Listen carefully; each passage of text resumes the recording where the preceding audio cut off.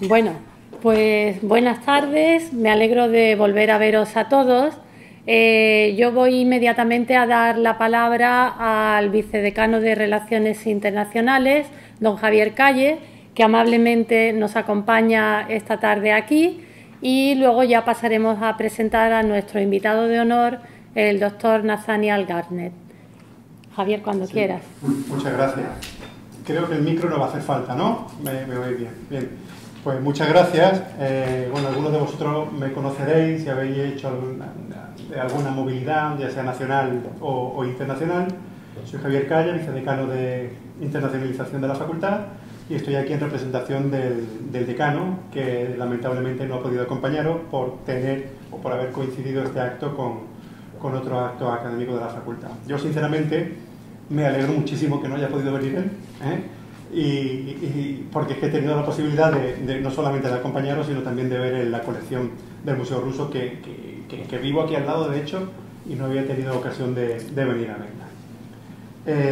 Es para mí un placer estar aquí, en este acto de clausura de vuestro máster, y para mí es un placer ver lo que estoy viendo hoy. Yo no tenía noticia hasta el día de hoy de que este máster funcionaba tan bien, de que estaba tan bien organizado y de que se hacían actos de clausura fuera de la facultad. Ya me han informado de que el año pasado fue en el Museo Thyssen, este año ha sido aquí, y cuenta conmigo el año que viene, que voy donde haya que ir. Muchas gracias, y para mí de verdad que es un placer estar aquí acompañando.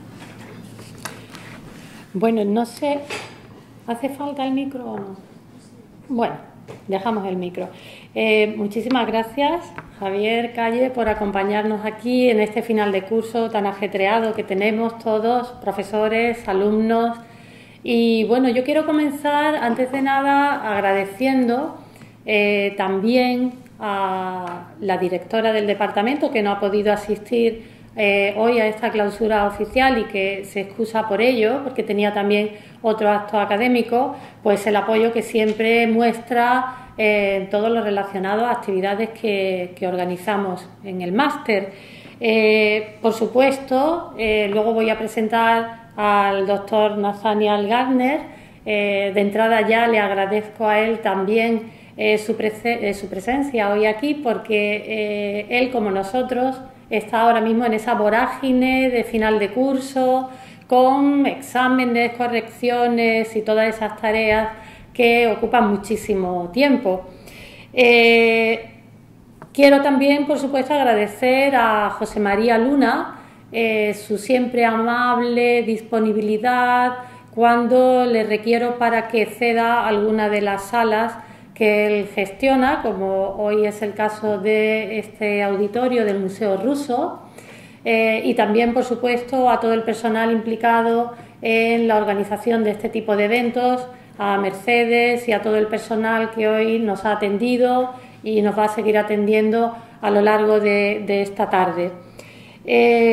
Por último, también no quisiera olvidar mencionar a las instituciones colaboradoras, aparte de las que forman parte de la agencia municipal, todas aquellas que permiten que vosotros, los alumnos, podáis desarrollar las prácticas curriculares en ellas y que, sin duda alguna, están poniendo afán y verdadero entusiasmo en que vayan a buen término y que aprendáis, que es de lo que se trata, a desarrollar, aunque el espacio de tiempo ciertamente es poco, pero por lo menos tener esa primera toma de contacto con el mundo real, con el mundo laboral más allá del aula. Creo que no me olvido dar las gracias a nadie más, me disculpa si me olvido de alguien, y ya simplemente antes de presentar al profesor Nathaniel Gardner, yo quisiera hacer una breve reflexión como coordinadora del máster, porque es una tarea que inicié hace un par de años con muchísimo entusiasmo y que sigo, evidentemente, viviéndolo de esa misma forma. Y quisiera que hoy, que es un día especial, porque ya lo que es las clases han terminado, aunque evidentemente todavía os quedan trabajos por entregar y queda esa tarea tan difícil, vamos a decir, que es culminar toda la trayectoria del máster con un trabajo fin de máster, pero quería invitaros a compartir conmigo el orgullo y la satisfacción de culminar esta etapa en vuestra trayectoria académica. Y tengo que hacer valer el máster como me corresponde como coordinadora, porque tenemos la enorme suerte de que en esta 9ª edición ya del máster seguimos contando con una demanda muy grande. Siguen quedándose alumnos fuera del cupo que puede ofertar este máster, y esto lo digo para que verdaderamente toméis conciencia y os sintáis orgullosos de haberlo terminado. Esperemos que siga siendo así en años sucesivos. El éxito, pienso, de este máster consiste en una combinación, podríamos decir, entre lo que es el programa académico, el tesón y el empeño que ponen los profesores que imparten docencia en él, y también hay que decir que parte de ese éxito tiene que ver con los alumnos egresados. Muchos de los alumnos que han venido a cursar este máster han venido porque se lo ha recomendado un compañero, un amigo que ha cursado anteriormente aquí en Málaga, en la Facultad de Filosofía y Letras, esta titulación. Por lo tanto, como digo, me siento plenamente satisfecha y muy orgullosa de llevar a cabo esta tarea y de contar con alumnos como vosotros estáis demostrando, por los que os conozco personalmente, por el trato desde mi asignatura y en general por todos los comentarios que me vienen de los profesores respecto a el alumnado del máster.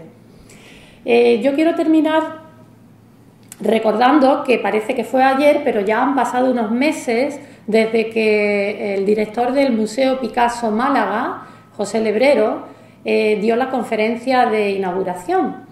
Y recuerdo que en esa conferencia inaugural del máster él ofreció una visión interesantísima sobre esos grandes museos estrella que se están abriendo en el mundo. Y al final de su intervención, si recordáis, él comentaba hasta qué punto puede ofrecer Málaga y sus museos algo que atraiga, algo distinto a esas grandiosas, espectaculares instituciones museísticas que existen ya a lo largo de la geografía mundial. Y él, si no me falla la memoria, sugirió algo que yo quiero volver esta tarde a poner aquí delante de vosotros. José Lebrero decía que quizá una ciudad como Málaga, él se negaba, si recordáis, a utilizar la etiqueta de ciudad de los museos, pero sí decía que quizá una ciudad como Málaga, con la oferta cultural que ahora mismo tiene, lo que quizá debería hacer es singularizarse de algún modo, y para que esa oferta cultural que ahora mismo posee se singularice, él sugería que fueran los alumnos como vosotros de máster los que generaseis ideas verdaderamente innovadoras, ideas que pudierais presentar, que pudierais ofrecer a esas instituciones para que ellas mismas, que como él decía, están ávidas de proyectos realmente innovadores, pudieran seguir ofreciendo pues toda esa amplísima oferta que ya de hecho se está haciendo. Por lo tanto, os animo a que penséis en proyectos, ideéis productos culturales que podáis vender directamente vosotros mismos, creando vuestras propias sociedades o entidades, o bien ofrecérsela a estas instituciones que estoy segura las van a acoger encantados. Así que os animo a que esta etapa, que no se cierra ni mucho menos hoy, ni se cierra cuando defendáis vuestros trabajos fin de máster, sino que continúa, siga proyectando a vosotros hacia el futuro y siga generando en vosotros esas ideas que seguramente seréis capaces de realizar. Bueno, pues no me quiero ya extender más y sí quiero pasar a presentar al invitado de honor, como ya he dicho esta tarde. que de nuevo reitero el agradecimiento por estar aquí hoy acompañándonos.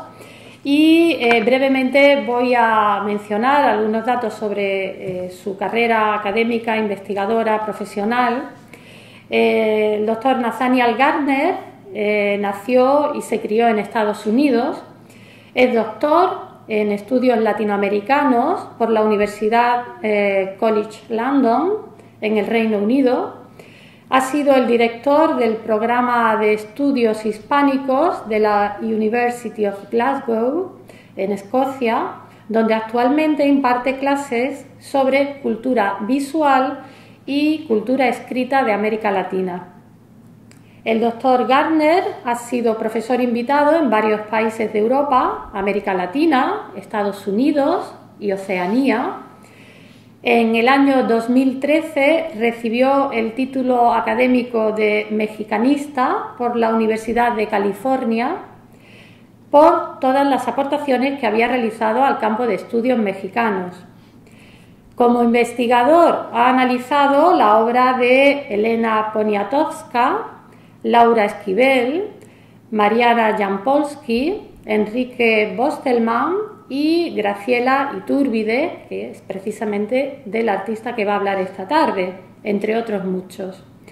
Sus investigaciones y publicaciones en libros monográficos, volúmenes colectivos y revistas académicas en varios países se orientan generalmente hacia la historiografía literaria y el estudio de la imagen visual. A menudo su trabajo crítico se ha enfocado en la obra de la ganadora del premio Cervantes, Elena Poniatowska, y a este respecto ha publicado libros sobre su obra en prestigiosas editoriales como la suiza Peter Lang y en Inglaterra con la Manchester University Press. Actualmente, Nathaniel Gardner escribe un libro sobre la relación entre la narrativa escrita y la narrativa visual en la obra de Elena Poniatowska. Y sin más, le doy la palabra y nosotros vamos a disfrutar de su conferencia. No, mira, una vez un profesor de Santiago de Compostela me enseñó una frase que pienso que se debe de recordar y aplicar, y esa frase es muy sencilla. Creo que a lo mejor es un dicho de aquí de España que es de bien nacidos ser agradecidos, ¿no? Y yo agradezco la oportunidad de estar aquí por toda la labor de Carmen, de Javier, de otros que me han hecho la gestión para traerme aquí, para apoyarme, para tener la oportunidad de estar con ustedes, de compartir algunas de mis ideas, un poco de mi investigación. Espero, me han dicho, porque yo le estaba preguntando a Carmen antes, oye, ¿qué tanto han visto de la fotografía estos estudiantes? ¿Qué tanto saben? Lo mío va a ser, porque eso es lo peligroso, ¿no? De llegar y no tener tanto contexto, porque puedo estar repitiendo cosas que ya saben mucho. O puedo estar presentando cosas que nunca han tocado jamás. Y les pasa, o les dicen, ay, ya me lo sé. Espero caer algo en medio, y que les enseñe algo, pues, benéfico, interesante. Me dijo que la mayoría de ustedes sí han tenido la oportunidad de estudiar la fotografía. Excelente. Y también estoy muy consciente de ser el último ponente de una serie, formar parte del acto oficial de clausura, lo cual para mí ya me pone un poco, no me pone presión, sino que sé que tengo un público cautivo y espero estar a la altura de ustedes y poderles, pues sí, impartir algo que les pueda ser útil. También debo confesar, tengo aquí dos alumnos míos, Elisa y Cormac, que están haciendo prácticas aquí y muchos se sorprenden, o a lo mejor se decepcionan un poco, piensan un profesor que está en Escocia vendrá con falda, ¿no? De cuadros escoceses, una boina, algo así, pelo rojo, y luego dice, es de California, y habla con acento mexicano, ¿qué le pasa? Entonces, sorpresa, aquí estoy yo. Sí, a veces sí saco, bueno, la gente se sorprende un poco, pero bueno, eso soy yo. Y espero enseñarles algo interesante. Ya han visto el título, Graciela Iturbide y su fotografía no mágico realista. Eso ya lo saben. Ahora, dándoles un poco de contexto, voy a trabajar un poco con el contexto y luego vamos a entrar un poco en las imágenes. Entonces, no sé, ¿conocen el trabajo de Graciela Iturbide? A lo mejor sí, a lo mejor no, un poquito. Bueno, estoy viendo muchas cabezas que me indican que no. Bien, les doy mucho contexto. Bueno, un poco más de contexto. Graciela Iturbide hoy en día es, yo creo que, una de los fotógrafos más, de más perfil de América Latina en el mundo.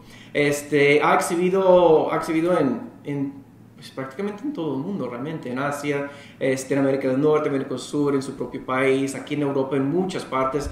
Ha estado en Barcelona, en Madrid, en Londres, hace poco estuvo en el Tate Gallery, una exposición de ella.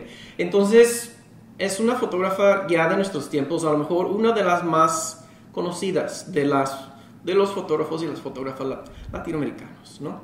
Es estudiante de Manuel Álvarez Bravo, que los libros de fotografía mexicana describen a Manuel Álvarez Bravo como el patriarca de la fotografía en México. Él a su vez fue estudiante de, a lo mejor estos nombres ya les van a sonar más, fue estudiante de Tina Modotti y Edward Weston. Ya, eso a lo mejor ya les suena un poco más estos nombres. Entonces ella viene como parte de esa línea genealógica, por decirlo así, de fotógrafos o de fotografía en México. Pero si tú estudiaras su vida, bueno, de joven, no pensarías que fuera a ser lo que hoy en día es. Tal vez, a lo mejor sí. Nace en 1942 en la Ciudad de México en una familia muy conservadora. Es la primera hija de 13 hijos que tuvo la pareja. Como les digo, una familia muy tradicional, muy conservadora.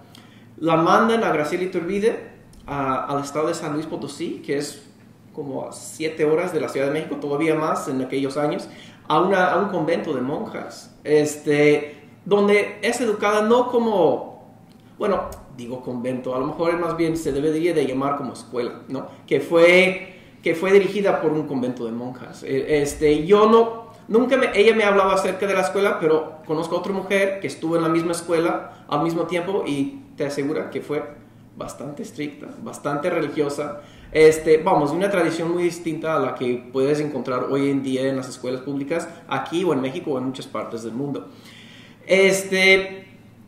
Al graduarse de la escuela preparatoria, al poco tiempo se casa, a los 19 años se casa, tiene 3 hijos, uno tras otro, y luego encuentra que no tiene tanto que hacer.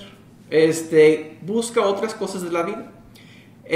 Su esposo la anima, bueno, ella decide que quiere estudiar algo, y en la radio en ese tiempo estaba inclinándose por estudiar la literatura, les digo porque a veces temas literarios aparecen en su obra. Estaba inclinándose por estudiar la literatura porque le parecía interesante ser escritora, pero en ese tiempo estaba anunciando una carrera nueva, ¿no? En los años 60, cine, ¿no? Cine. Entonces hace las pruebas, es admitida, y a la edad de como 23, 24, 25 años entra a estudiar cine. Y como pueden ver, una vez, yo creo que fue para insultarme, uno de mis amigos me dijo: tú nunca podrías haber sido estudiante de Manuel Álvarez Bravo, ¿no? Y yo, ¿por qué no? ¿Por qué no eres tan guapo como Graciela Iturbide? Y yo, bueno, gracias. Y ella, además de ser estudiante de cine, actuó en varias películas también, pero y podía haber tenido cierto éxito, yo creo, o éxito en el mundo cinematográfico, pero al estar cursando la carrera decide tomar un curso de fotografía, que en aquel tiempo en México no gozaba de mucho público. Era como la hermanita pobre del cine, la fotografía. Y esas clases las daba el ya conocido y famoso Manuel Álvarez Bravo.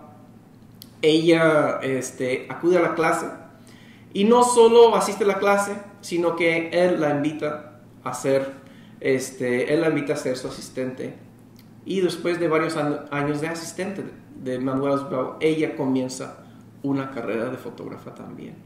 Y actualmente Manuel Álvarez Bravo ha tenido muchos alumnos, y Pero ella, Pastor, es su alumna más destacada y más importante en el contexto de la historia del arte. Hay una palabra que me gusta mucho del inglés, Javier seguramente la conoce, es una palabra que se llama interloper, ¿no? Esa es una especie de palabra que significa como intruso, ¿no? Y en cierta forma yo soy como una especie de intruso en el mundo del arte, porque yo estudié filología, estudié literatura, estudié administración de empresas. Hasta tengo título, soy licenciado. Pero no le digan a mis jefes porque luego me ponen a hacer las cuentas del departamento y no sé qué más. Y eso me aburre. Me gusta mucho más estas cosas. Pero yo llegué al mundo visual un poco tarde, pero llegué a través de la literatura, precisamente porque me estaban pidiendo que hablara acerca de la masacre de Tlatelolco del 68 en México, y en ese tiempo estaba leyendo mucho sobre fotografía, y yo no quería hablar sobre eso, porque además de ser un tema difícil, yo pensé, ¿qué puedo decir yo que sea nuevo? Y se me ocurrió hablar de las fotos. Y eso gustó, y a mí me gustó, y una cosa se llevó a otra, y otra, y otra. Y de repente ya varios años después me encuentro mucho trabajando en el mundo de la foto. Pero tener otros trasfondos te abre el campo un poco más. En cuanto cuando te acercas al arte, el estudio del arte. Y una de las cosas que yo aprendí, no sé si ustedes lo saben, pero seguramente han oído del realismo mágico. Seguramente que sí, voy a pensar que sí. Y seguramente lo relacionan con el mundo de literatura, de Gabriel García Márquez, etcétera, etcétera, Isabel Allende. ¿Sí o no? ¿Me equivoco? Sí. Pues lo que tal vez no sepan, o a lo mejor sí lo saben, es que el realismo mágico se lo debemos a ustedes, los estudiantes y los profesores de historia del arte. Porque en 1925, un historiador de arte y un crítico de arte, Franz Roh, él escribió un texto intitulado, y ya no lo voy a decir porque no hablo alemán, pero es un texto que describe la manera en la que la pintura postexpresionista de los años 20 vuelve a enfocarse en objetos reales con renovado ímpetu mientras incorpora las innovaciones formales y el énfasis espiritual del expresionismo, ¿no? Entonces, él es la persona que acuña ese término para hablar de pintura postexpresionista en Alemania. Y también, el término realismo mágico, yo creo que se hubiera quedado en Alemania, a lo mejor en un archivo o en ciertos círculos, si no hubiera sido por el ya muy conocido escritor, filósofo, erudito, José Ortega y Gasset y su revista del Occidente. ¿Por qué? Porque él traduce una parte de ese texto y lo publica en Madrid en 1927. Ahí va. Entonces aparece en esa revista. Y esta revista, afortunadamente para el mundo, gozaba de una buena circulación y una copia va a Venezuela, ¿no? Y Arturo Uslar Pietre lee el texto parcialmente traducido de Franz Roh en la revista Ortega y Gasset. Y esa traducción, y eso también entra, ahí podríamos tener unas conversaciones muy interesantes en cuanto al papel de la traducción en la historia de las ideas, en la evolución de las ideas también, porque la traducción ponía más énfasis en el realismo mágico que en el postexpresionismo.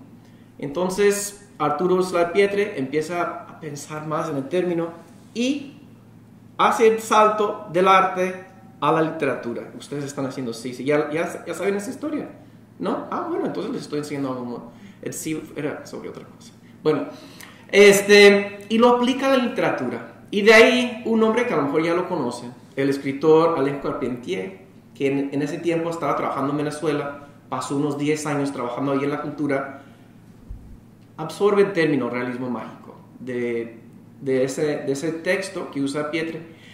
Él también acuña otro, que es lo real maravilloso, que es algo parecido, pero no idéntico al realismo mágico. Y esa idea se la lleva a París, donde ahora sí goza de un boom, ¿no? Donde realmente pega porque empiezan a aplicarse mucho en cuestión de la literatura. Ahora, si ustedes un día van a hacer una presentación y quieren unos críticos verdaderos, les recomiendo que compartan con un hermano, un papá, una mamá, una abuela, porque van a comprobar, o si tienen en el futuro hijos, porque van a saber si realmente lo que ustedes dicen es interesante o no. Porque yo lo compartí con mi esposa y mi hija de 15 años, y ahora mi hija me dijo, cuando dije, bueno, me compartieron sus opiniones muy francas y sinceras sobre mi ponencia y cómo mejorarla, ¿no? Entonces, si está mejor, se la debo a ellas. Pero yo cuando dije, mira, una definición de Wikipedia, y mi hija me dijo, papá, ¿cómo se te ocurre usar Wikipedia? Si nosotros de la escuela sabemos que Wikipedia no sirve, o al menos eso nos enseñan. Y yo dije, no, sí, sé que hay fuentes más formales, pero yo también conozco a mis alumnos y sé que cuando quieren saber el término algo, lo ponen en Google y lo primero que sale es esto. Entonces, no es la mejor definición, pero yo creo que es el primer contacto. Y por eso uso ese primer contacto. Ahora, una definición de realismo mágico, ¿no? Y esto es sacado de Wikipedia, así que si no tiene sentido, no me culpen a mí, ¿eh? Culpen a los editores y métanse ustedes a editar también. Dice, es un género de la narrativa de ficción y, hablando más ampliamente, es un género de arte, literatura, pintura, el cine, el teatro, etc., que mientras engloba una gama de conceptos sutilmente distintos, expresa una mirada realista del mundo que también incorpora elementos mágicos reveladores. Entonces, esa idea del realismo, ¿dónde se incorpora lo mágico? Eso es muy fácil de percibir en la narrativa, en el cine, en el, ¿cómo se llama? En los libros, etcétera, etcétera. Creo que con imágenes puede ser a veces un poco más difícil, o con otras formas de arte. Ahora, otra cosa, el realismo mágico es lo que ocurre cuando un contorno real y altamente detallado, eso es otra, ¿cómo se podría decir? Repalabreo de la misma definición. El realismo mágico es lo que ocurre cuando en un contorno real y altamente detallado lo invade algo que es demasiado extraño para creerlo. Y ahí es donde mi esposo me dice, tal vez, soy estudiante de historia del arte, tal vez, ¿no? Pero les doy por si no saben. Pero creo que sí saben. Pero es, por ejemplo, en 100 años de soledad, cuando cada vez que aparece el personaje Mauricio Babilonia, ahí aparecen mariposas también cerca de él. Y pues tú, como lector, te sorprendes. ¿Qué es esto de las mariposas? Pero dentro del texto, nadie se sorprende. Y es más, Úrsula viene con su spray de DDT intentando matar estas mariposas que andan por ahí revoloteando. Ahora, y pues el realismo mágico, como ustedes saben, más que nada se asocia con autores como Gabriel García Márquez, Juan Rulfo, Miguel Ángel de Asturias, Isabel Allende y muchos otros. Ahora, es un error también pensar que América Latina tiene acaparado el campo del realismo mágico. No lo tiene. Es un género que existe en todas partes y ha existido desde antes de que acuñaran el término. Esa forma de escribir, ese estilo de escritura o de hacer cine o de hacer arte. Y parte del problema, bueno, vamos a ver, pero lo que estamos viendo es que a veces hay una sobreaplicación del término realismo mágico cuando se pone a hablar de América Latina. Les doy 3 ejemplos sobre Iturbide y su obra. Ahora, cuando aprendieron de fotografía, aprendieron sobre el premio Hasselblad, ¿no? Si tú eres fotógrafo y ganas el premio Hasselblad, has ganado el premio Nobel de la fotografía. Así te lo describen, ¿no? Que el premio Hasselblad es el premio Nobel de la fotografía y su consagración, ¿no?, oficial, su canonización de Graciela Iturbide fue cuando ganó el Hasselblad en 2008. Más o menos reciente, hace como casi 10 años, hace 9 años. Y hay un libro que acompaña la exposición de su fotografía. Y aquí hay una descripción de, creo que su apellido es Fries, y no me acuerdo si es holandés o si es sueco, pero bueno, del norte de Europa, ¿no? Dice, describiendo su obra, atraviesa toda su obra magia y una poesía visual que sirve como un puente entre los temas que le interesan y la realidad que observa. Entonces ahí ves que la forma en que describen su foto es con magia y poesía. Y vemos un poco más tarde en San Antonio, Texas. Ahora sí, un lugar muy cerca de América Latina y con mucha influencia latinoamericana en su ciudad y en todo el entorno, en esa parte del mundo. La describe su foto así, dice: la fotografía de Graciela Iturbide combina la historia de una cultura en transición al incluir temas de identidad, diversidad y la individualidad. Iturbide ha estudiado las sociedades indígenas de México y en sus distintos estados y ofrece fotografías de un realismo mágico sublime. Póngase a pensar en esa descripción. ¿Qué te transmite? ¿Qué puedes concebir con esa descripción de su fotografía? ¿No? Un realismo mágico sublime. ¿Qué es eso? ¿No? ¿Qué te indica a ti como alguien que va a ir a ver esa exposición? Porque eso acompañaba la exposición. ¿Cómo condiciona tu forma de ver esas imágenes? Esa descripción de realismo mágico sublime. Y finalmente, hace muy poco, Graciela Iturbide trabajó con... ¿Cómo es esa? La Comisión Nacional de Derechos Humanos, creo que se llama así. Bueno, o a lo mejor no se llama así exactamente, pero ella fotografió refugiados y desplazados en diferentes partes del mundo. Y me pareció muy interesante que la forma en la que una crítica del arte describe su obra, es esa misma obra sobre refugiados, ¿no? En el mundo y desplazados. Su obra se elogia por inyectar un realismo mágico o poesía en la vida cotidiana.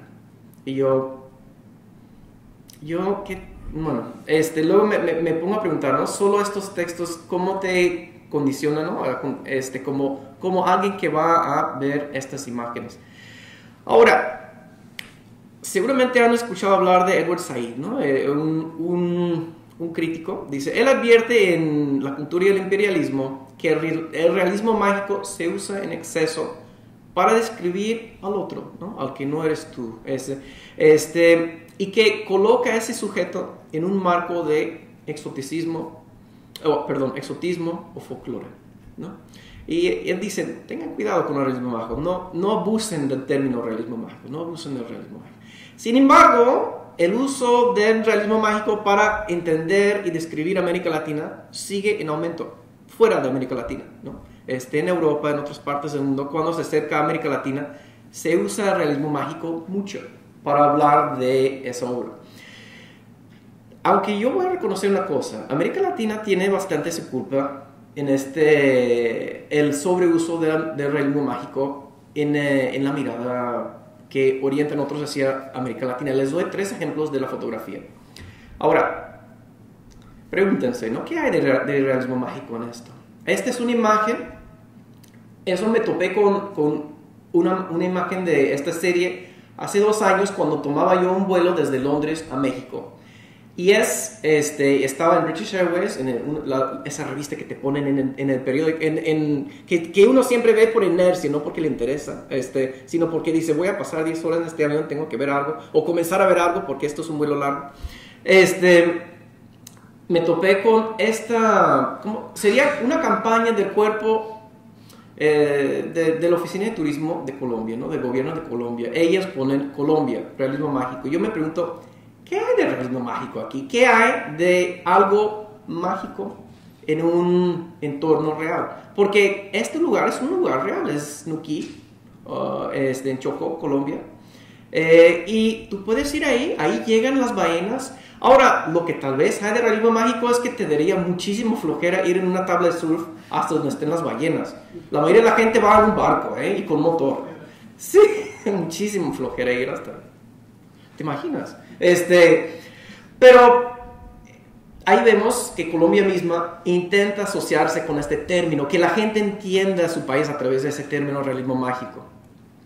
También otra foto de la misma campaña, ¿no? Esta foto, eso es un lugar que existe y hay fotos. Esto es una foto, esto es un compuesto de fotos, pero si tú ves las fotos reales de Malpelo, Colombia, es así, ¿no? ¿Dónde está lo mágico? Bello, sí, interesante y colorido también, pero mágico, no sé. Sin embargo, Colombia misma te dice, la Oficina de Turismo, Colombia es realismo mágico. Entonces, si se sobreaplica el término realismo mágico a América Latina, pues hay de culpa de su parte también, Y ya, sí, bueno, como dice aquí, ¿quieres vivir un lugar donde todos los colores del mar emergen a la superficie? La respuesta es Colombia. Y esto fue algo que salió en Londres, ¿no? Puedes ver, está en inglés, eso se exhibió en una calle. Y yo digo, y el mensaje es claro, Colombia es magical realism. ¿Cómo tiene que ver esta foto con realismo mágico, no? O sea, yo mismo me pregunto, ¿no? Pero, hombre, fueron los colombianos que lo hicieron, la Oficina de Turismo. Y yo pienso que en parte es, pues, intentar agarrar de lo que el mundo ya asocia con América Latina y tratar de explotar eso de alguna forma. Lo que a mí me llama mucho la atención es que otro alemán fue a América Latina, estuvo en Colombia, en Bolivia y en Chile. Un poco después de la Primera Guerra Mundial se fue, emigró de Alemania a América Latina, Sudamérica, y él se dedicó a la fotografía. Eso fue, él vivió de eso. Y se llama Robert Herstmann. Su archivo hoy en día se encuentra en uno de los lugares más desolados del mundo. Desolados en términos de que no hay lluvia, nunca. Ha habido menos de 1 centímetro de lluvia en los últimos 200 años. Su archivo se encuentra en Arica, Chile, ¿no? Sin embargo, él en su momento hizo un libro que se publicó en París que se llama Colombia, 200 imágenes en cobre. Había impreso en planchas de cobre fotografías de Colombia, pero precisamente, y hay una imagen que es muy parecida a esta, es de Bogotá también. Y lo curioso es que el énfasis de esto, porque el libro se patrocinó por la compañía petrolera una compañía petrolera de Colombia para promover orden y progreso en Colombia, ¿no? Es el lema de Brasil, orden y progreso. Ellos quisieron mostrar que Colombia era un país avanzado, un país de moderno, con mucha tecnología. Y hay una foto casi idéntica en esa serie, en esa colección de fotos. Pero sin embargo aquí vemos pues otra gira que le han dado desde entonces, llamando la misma imagen realismo mágico. Ahora, dando este contexto y explicando un poquito más sobre realismo mágico, cómo se usa, cuál ha sido su papel en la fotografía y cómo a veces se abusa del término en América Latina y en el mundo cuando habla de América Latina. La primera vez que conocí en persona, bueno, no fue la primera vez, pero la primera vez que nos sentamos a hablar largamente, Graciela Iturbide y yo, fue en junio de 2013 y hablamos mucho de su obra. Y ella en aquel momento me dijo algo sorprendente que me inspiró a investigar más este tema. Y esto es lo que yo la investigación que saqué a continuación de ese comentario es lo que les voy a ir compartiendo ahora. Ella me dijo, estaba hablando de su primer libro que se publicó en Texas. Querían que un autor muy famoso y conocido, no voy a decir quién es, dice, yo no quise utilizar un autor famoso y conocido para prologar uno de sus libros porque esa persona, ¿no? La persona que quería que prologara el libro, está dentro de ese cliché que es el realismo mágico. Yo no creo en el realismo mágico. Es algo que hizo Francia para ensalzar a los escritores. Muy interesante, ¿no? Esa idea de que no existe el realismo mágico. Y a la vez polémico. Ella me dijo después, cuando yo dije eso en Francia, se enojaron muchísimo conmigo, dice, de que el realismo mágico no existe, que los franceses no... Hombre, hemos visto en esta pequeña charla que los franceses no lo inventaron, lo inventó un alemán, que luego un español tradujo, lo mandó a Venezuela y volvió, y wow, bueno, pero yo dije, qué interesante, porque el término que más yo he visto que se usa para describir su obra es o poético o mágico realista. Sin embargo, ella dice, no, mi fotografía no es mágico realista. Entonces yo dije, aquí hay algo que hay que investigar, aquí hay algo que hay que saber más y crear nuevas asociaciones, ¿no? Girar la mirada, hacer que la gente considere la foto o la fotografía de esta fotógrafa tan importante de otras formas, de crear nuevas asociaciones, nuevas maneras de entender y ver su obra. Entonces yo dije, ¿qué podría ser, no? Entonces yo me acordé, yo dije, si quieres saber una trayectoria, tienes que ir al inicio, ¿no? Entonces me fui al inicio. Ella tenía, su primer libro donde aparece es uno que se llama Avándaro, que es una especie de documental sobre Woodstock, pero eso lo hizo como estudiante, no lo hizo como estudiante de fotografía, ni lo hizo como proyecto, como creyéndose ella como fotógrafa. El primer libro que ella publica por su cuenta es un proyecto que le dio el INI, el Instituto Nacional Indigenista. Es una organización gubernamental en México para promover la cultura indígena en México y para investigarla, para tratar de proteger y ayudarla también. En aquel tiempo, en los años finales de los años 70, bueno, mediados a finales de los años 70, el Instituto Nacional Indigenista tuvo la idea de mandar fotógrafos a diferentes pueblos. Bueno, en realidad simplemente le dieron una comisión para que los fotógrafos escogieran un pueblo indígena y que fueran a fotografiar, a tratar de crear libros con el fin de que se diera a conocer esas culturas a través de los libros. Ese fue el primer proyecto. Por ejemplo, otra fotógrafa que publicó, hubo 4 o 5, creo que 4, proyectos de ese tipo. Una de las personas que participó fue, creo que Pedro Meyer. Otra persona que participó fue, eso sí sé que ella participó, Mariana Yampolsky. Y los fotógrafos podían llevarse a un escritor o alguien más que hiciera una parte escrita. Ellos tenían que crear una narrativa visual y sus acompañantes una narrativa escrita, ¿no? Entonces, mi campo de estudio en este momento suele ser texto-imagen. Entonces, este tipo de libro, pues a mí me viene muy bien, porque tiene texto, tiene imagen, tiene narrativa escrita, tiene narrativa visual. Y ella escogió, bueno, Mariana Yampolsky escogió trabajar con Elena Poniatowska, una periodista, escritora conocida, que ya hemos mencionado, y Graciela Iturbide escogió trabajar con un antropólogo, y él hizo un estudio antropólogo que es en realidad bastante distinto a lo que es la narrativa visual, pero se complementan bien.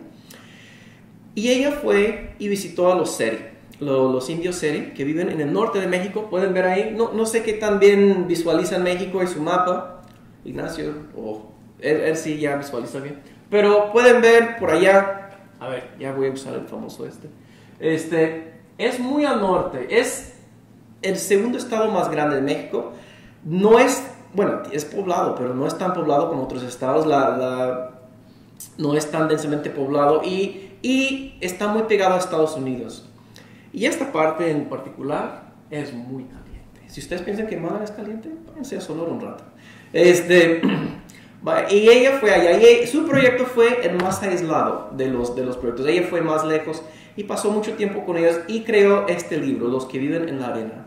Los indios Seri son un pueblo indígena que tiene la peculiaridad de ser seminómada también. Entonces voy a hablar un poquito de esos viajes que hacen, de como parte de su cultura seminómada.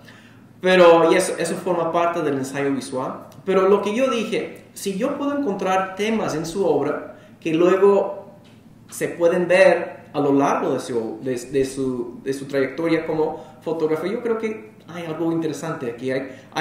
Porque puedes ver con este libro que ella, desde sus inicios como fotógrafa, tiene ciertas inquietudes, ciertos intereses, ciertas líneas de trabajo, ciertas visiones que tiene como fotógrafo, y esas líneas se pueden investigar, ¿no?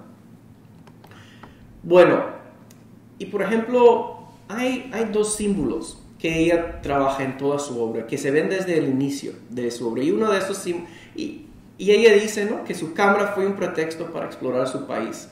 Ella dice que cuando se casó, tuvo sus hijos, empezó a estudiar, se dio cuenta que no conocía México. Se dio cuenta que solo había vivido una vida pues bastante limitada entre su hogar y la escuela. Y ya, entonces ella quiso explorar México, quiso entender México, y hoy en día pues se pasa explorando el mundo. Va a muchas diferentes partes como invitada para crear diferentes ensayos visuales, y ha ido, a muchísimas partes ya a explorar. Pero cuando ella crea estos ensayos visuales, se acerca a las comunidades, se acerca a las personas, pero también se acerca a los pájaros. Los pájaros son algo interesante, y es interesante. hablando de literatura y antropología, el antropólogo Claude Lévi-Strauss, él dice que los pájaros en cierta forma son una especie de comunidad, ¿cómo se dice en español? Análoga, homóloga a la nuestra, muy parecida a la nuestra, ahí vamos, en el sentido de que pues hay muchas diferencias, pero también hay ciertas similitudes, de tal forma que muchas veces nosotros los humanos consideramos los pájaros como otra sociedad, ¿no? Otra comunidad dentro del mundo en que vivimos. Que a la vez son tan distintos que pues no nos preocupa por ejemplo, llamar un pájaro por un nombre. Estaba pensando en eso. Yo no sé si en español dan nombres propios a pájaros. Pero por ejemplo es muy común en inglés que alguien tenga un pájaro y le diga Polly o Susie o no sé qué. Cosa que no imaginaríamos con un perro o un gato. Les damos otros nombres, ¿no?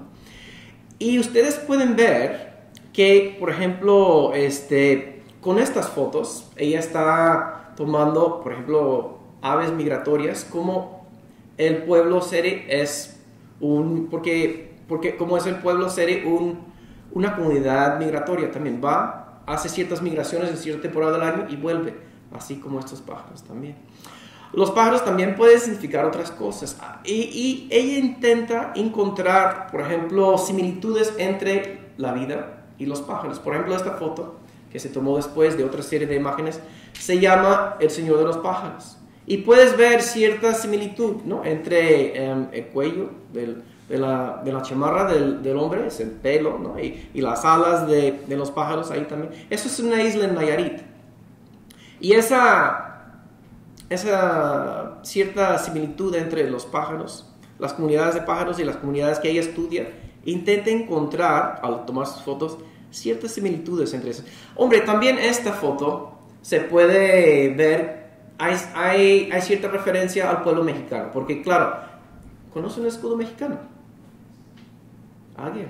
¿Sí? Bueno, sí, que alguien es un pájaro sobre un cactus. Claro, comiendo una serpiente también, pero esta idea, ¿no? De estar explorando. Y ella tiene, cuando retrata México, siempre casi un pájaro encima de un cactus haciendo algo. Y eso es una referencia velada, ¿no? A este tipo de estudio. La otra cosa. Ay, ya me descoloqué. Espérate, ya. Otra cosa. Por ejemplo, cuando estudia los seres, aquí no tengo la foto, pero al principio ella se enfoca en los pelícanos. Porque no solo se parecen a los pescadores, porque la comunidad seri es una comunidad indígena que vive cerca que vive de la pesca, y es su fuente de carne y también de dinero fijo.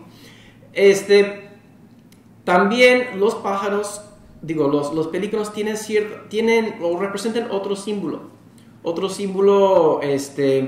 ¿cómo se llama?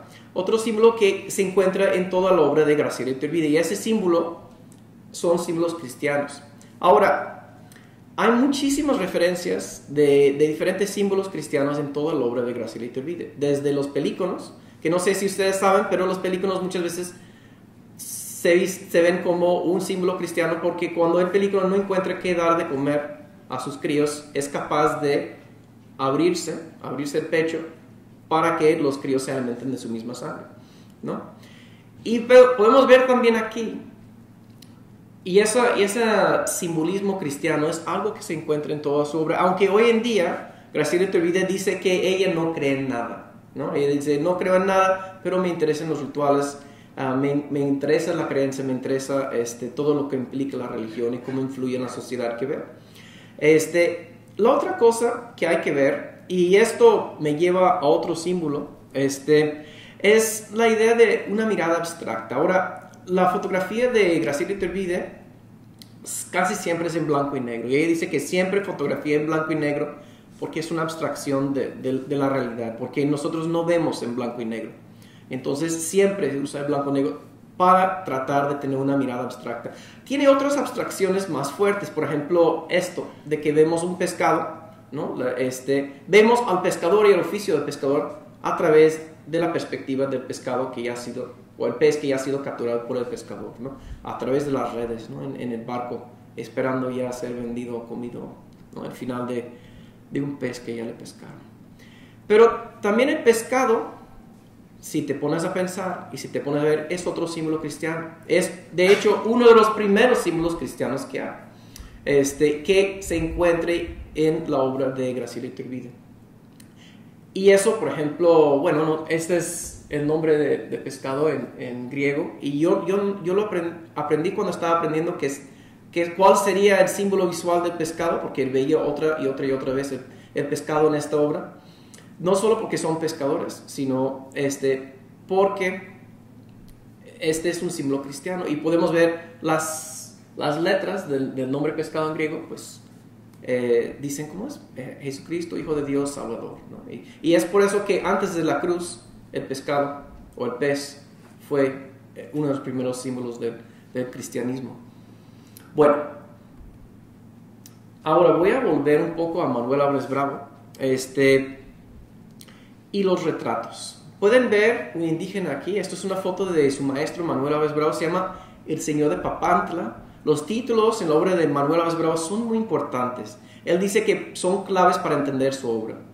Y vemos una foto que John Rance, un historiador de la fotografía latinoamericana, la llama antipintoresca, y tiene que ver con la mirada del Señor. Ahora, en el mundo visual en que vivimos, parece que todo se captura. A mí me están capturando en este momento, ¿no? Me están grabando, y luego tengo que dar permiso a ver si me gusta o no, si quiero o no dar a conocer mi imagen al público.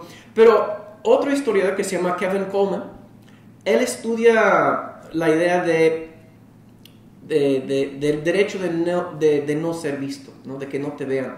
Hay otra teorista que se llama Ariela Azoulay de la fotografía. Les recomiendo mucho todos estos, John Rance, Kevin Coleman, Ariela Azoulay, para estudiar la fotografía, porque tienen ideas del uso de la fotografía que son muy importantes. Y es el derecho de no ser visto. Y Kevin Coleman dice que hay que respetar, ¿no?, cuando la gente no quiere ser visto. Sin embargo, en el mundo hipervisual en que vivimos, muchas veces creemos todos que tenemos el derecho de capturar cualquier imagen que se nos pegue la gana. Y aquí yo no creo que se trate de esto, sino que esta mirada yo creo que es más bien antipintoresca, porque tienes al indígena ahí, no está bloqueando la cámara, no, pero en este retrato, si te fijas en la mirada, él esquiva la mirada, él está viendo para otro lado.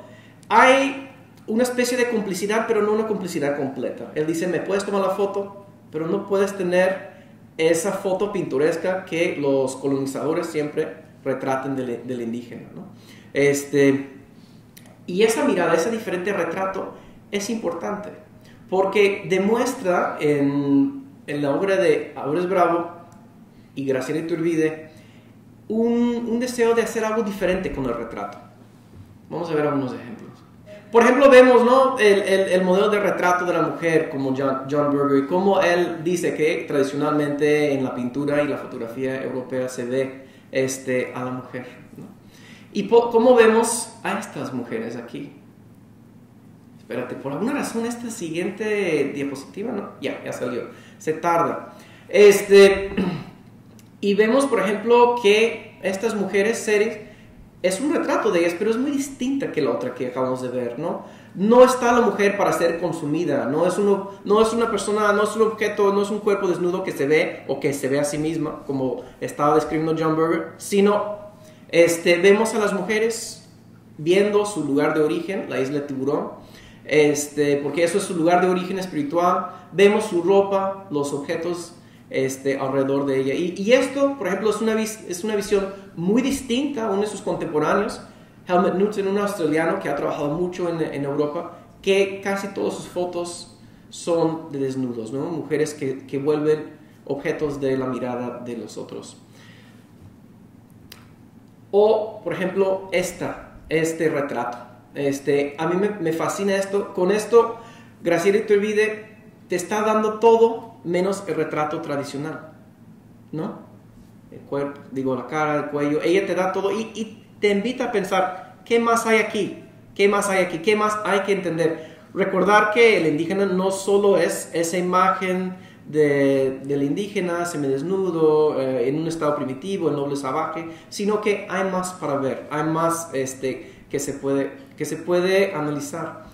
Y a mí me fascinan estas dos imágenes que les voy a enseñar aquí, en el cual ella explora qué es lo que se puede hacer con el retrato además de capturar algo folclórico, algo exótico.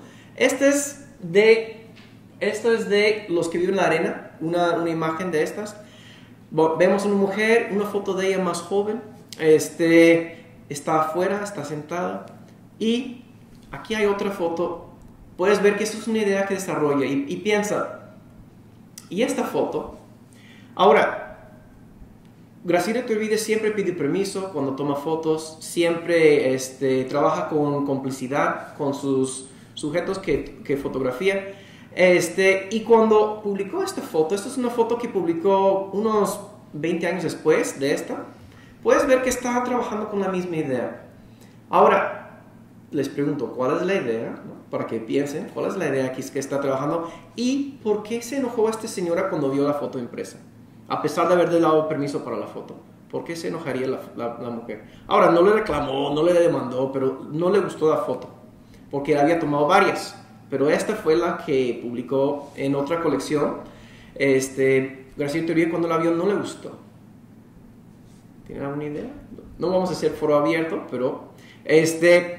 la razón por la que no le gustó es porque dice, mira, cuando me pones al lado de esta foto, qué vieja me veo, me veo mal. Dice, ¿por qué me tomaste esta foto? Dice, ¿por qué esta? Porque aquí enseñas lo vieja que estoy, dice. No le gustó. Y a mí me pareció fascinante porque esta metafotografía con retratos, porque es un retrato y otro retrato comparativo, hace exactamente lo contrario a lo que dijo John Berger que hacían los retratos. Él decía que los retratos, sobre todo cuando se trataba de hombres, tenía que ver con mostrar qué es lo que tienen, qué es lo que poseen, las posesiones que tienen o el poder que poseen, las tendencias que tienen. Sin embargo, Graciela Iturbide te está dando un nuevo giro a esto, una nueva exploración, y te está mostrando lo que no puedes tener, lo que no puedes poseer eternamente, ¿no? El tiempo y la juventud. Yo dije que no podías poseer la juventud, pero mi esposo dijo, di eternamente, porque algunos se pensarán muy jóvenes todavía. Yo creo que todos queremos pensarnos muy jóvenes todavía. Pero sí, y eso me parece una forma nueva, ¿no? de explorar el retrato, de hacer algo distinto. Y los retratos, y explorar el retrato y hacer otra cosa que no sea lo típico pintoresco, la mirada colonialista en América Latina, es algo que ella intenta promover con su obra. Ahora, ven esta foto y pueden ver que ella está pintada de serie. Así se veía cuando estaba haciendo este retrato. Y simplemente dice autorretrato como serie, así se llama esta foto. Y uno podría pensar que a lo mejor eso significa que fue adoptada por el clan o por la tribu, pero no es así. Los antropólogos norteamericanos han mostrado y han estudiado los seres y comentan que esto, cuando una mujer serie le pinta a otra mujer que no es de su cultura indígena, no muestra adopción, sino una solidaridad. Y esto es un tema o complicidad también. Esto es un tema en la obra de Graciela Iturbide, esta complicidad, el ser cómplice al hacer las fotos. Por eso, por ejemplo, abundan las mujeres en las fotografías de ella. Por eso también, por el hecho de que no use flash, siempre las fotos muchas veces se toman en la calle, se toman afuera. También las fotografías se muestran cierta relación entre las mujeres. Y vamos a ver otra. El ritual y el origen. Una de las cosas que explora también Graciela Iturbide en su obra es hablar de origen. Ya les indiqué, ¿no?, que muchas de las fotos de los seres está el lugar físico mítico de la isla de Tiburón, donde los seres creen que son. Pero podemos ver también uno de los que ella fotografía simbólicamente, uno de los rituales de los seres. Esos viajes que hacían, esos viajes migratorios, como es parte de su vida seminómada. Y podemos ver a esta mujer aquí. Y a veces me comentan los estudiantes, oye, se le fue la onda con esta foto, porque mira, dice, aquí mira, se le metió un pie. Y yo dije, mira, yo te puedo pasar ese comentario si estamos hablando de las hojas de contacto o algo así. Pero en una versión impresa, ¿tú realmente crees que eso fue un error? Y luego el estudiante se pone a pensar y dice, no, ¿verdad? No es un error. Entonces yo le digo, entonces, ¿por qué está ahí? Entonces podemos ver que, pues, en un viaje que una cultura nómada hace a pie, pues, ¿cuál es tal vez el elemento más importante? El pie. Y, pues, claro, el calzado. Y que, claro, aquí, en este caso, este sandario, o guarachi, como se llamará allá, es también indicativo de las culturas indígenas y también los campesinos también. Y es una forma de resaltar, ¿no? Aquí tenemos a la mujer, y aquí tenemos a la mujer, y aquí tenemos resaltado el vehículo, ¿no? Porque aquí puedes ver que está debajo de su falda. Bueno, pero esta foto, yo los llamo los intrusos. Estos intrusos en las imágenes de Iturbide aparecen mucho en las fotos publicadas. Aquí hay otro ejemplo. Y uno de mis estudiantes preguntó, bueno, ¿por qué es? Y parte de esto es para recordar al espectador que la foto no es un todo. Es un todo, pero no es un todo. Hay una narrativa antes, después, hay una narrativa que está afuera, que la foto solo es una parte de todo, ¿no?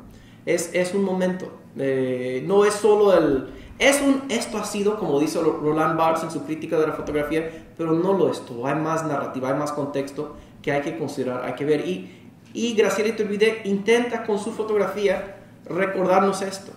Claro, es una imagen tal vez menos limpia, ¿no? En términos estéticos, pero esa falta de limpieza, ese intruso, por decirlo así, nos está enseñando algo sobre la fotografía que otros tal vez no nos recuerdan. Y aquí también vemos otros ejemplos de rituales, ¿cómo se llama? De religión también. Y esta es otro proyecto que ella tiene en el nombre del Padre. Podemos ver también esa referencia. Este es otro ejemplo de un ritual. Lo escribo brevemente porque ya el tiempo se nos va.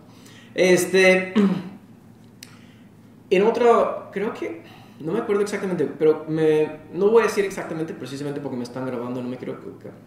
Pero creo que es en el sur de México donde hay una comunidad que tiene cabras y ritualmente sacrifican muchas cabras para hacer una comida para la comunidad. Y es una matanza bárbara porque la comunidad es grande y matan muchos y hay literalmente ríos de sangre. Y el escritor que acompañó a Graciela Iturbide a capturar esto, él escribe un texto y ella lo captura visualmente, todo ese ritual de la matanza de las cabras. Él no pudo estar, fue demasiado fuerte para él, se retiró. Luego escribió el texto, pero no pudo estar presente. Y aquí en la primera imagen, tenemos, ¿no?, una referencia con el título En el nombre del Padre, que ya da cierto indicio de un ritual religioso, aunque esto no es necesariamente religioso, sino que es un ritual de la comunidad. Tenemos la idea del sacrificio, ¿no? Sacrificio bíblico, algo que lo horroroso y lo hermoso que es el sacrificio al mismo tiempo, porque esta cabra la capturó Graciela Iturbide porque representa perfectamente lo horroroso y lo bello del sacrificio. Bello porque es blanco, es bonito, pero mataron una cabra y no se dieron cuenta que estaba preñada. Y mataron a la cabrita también. Y entonces es horroroso, pero al mismo tiempo visualmente pues da mucho en qué ver. Bueno, en lo de Graciela Iturbide vas a ver mucho de lo personal también. Niñas vestidas de angelitos, cosas que ella representa, cuando era estudiante participó en muchos de esos autos religiosos, ¿no? Estas obras de teatro de carácter religioso, y este tipo de imagen reaparece vez y otra vez. Dos más y terminamos. Ahora, otro de los temas que explora, sobre todo cuando está explorando su propio país, México, es esa idea de México en la encrucijada de la modernidad.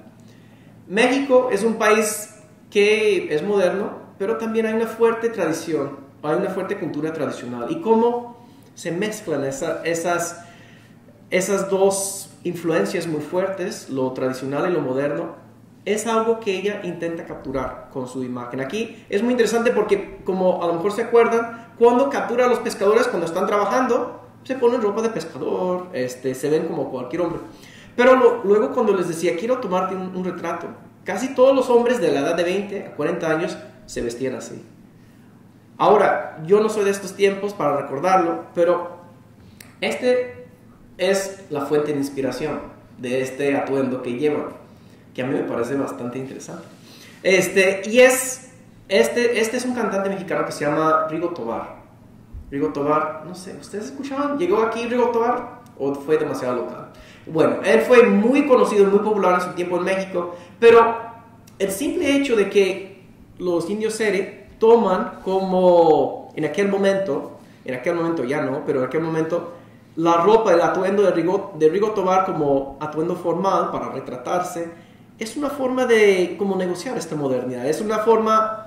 Yo pienso que fue más bien de ellos, ¿no? Yo no sé de otras comunidades que para vestirse formalmente se vestían como este cantante para sus eventos. Él no se vestía así todos los días, ¿no? Muy interesante. Es una forma de negociar la modernidad, de encontrar estas, no son choques culturales, pero negociaciones, ¿no? Culturales en México y en otras partes.